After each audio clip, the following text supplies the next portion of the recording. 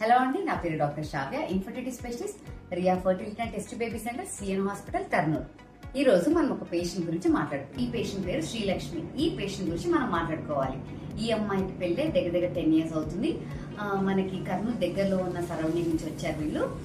So వీళ్ళకి primary infertility అనమాట. So ఒక్కసారి కూడా వాళ్ళు కన్సీవ్ అవ్వడం అనేది జరగలేదు. ఇన్వెస్టిగేషన్స్ అన్ని చేశాక ఈ అమ్మాయికి పెద్ద ఫైబ్రాయిడ్ ఉందని తెలిసింది. సో మన దగ్గరే లాప్రోస్కోపీ మయోమెక్టమీ చేయడం అనేది జరిగిందనమాట. సో దాని తర్వాత 3 months ఈ అమ్మాయికి రెస్ట్ ఇచ్చాము. దాని తర్వాత స్కాన్ అవన్నీ ఇన్వెస్టిగేషన్స్ అన్ని చేస్తే అన్ని నార్మల్ వచ్చాయన్నమాట. అండ్ ఈ అమ్మాయికి మనం వెయిట్ లాస్ అనేది కూడా సజెస్ట్ చేయడం జరిగింది. సో ఇవన్నీ పాటించాక అమ్మాయి వెయిట్ లాస్ అయ్యి వెయిట్ తగ్గి మన దగ్గరకు వచ్చింది. సో అందరిలాగానే ఈ అమ్మాయి కూడా మనం ఐయుఐ సజెస్ట్ చేసాము. అండ్ పీరియడ్ వచ్చిన తర్వాత రెగ్యులర్ గా మనం స్కాన్స్ చేసుకుంటూ ఐయుఐ చేయడం అనేది జరిగింది. ఎగ్ సైజ్ చాలా బాగా వచ్చింది ఈ అమ్మాయికి, ఫాలికల్ సైజు. సో ఐయుఐతో ఖచ్చితంగా పాజిటివ్స్ రావు అనే అపోహ కూడా చాలా మందికి ఉంటుంది. అలా ఏమి ఉండదండి.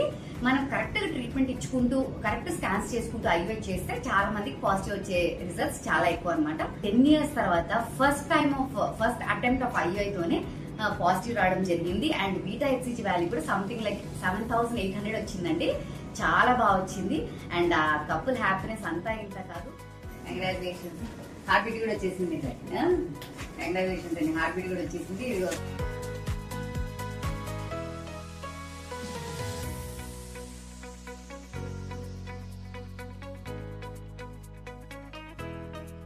సో ఐయుఐతో రిజల్ట్స్ రావు అనేది ఒక మిత్ అండి. అలా ఏం లేదు.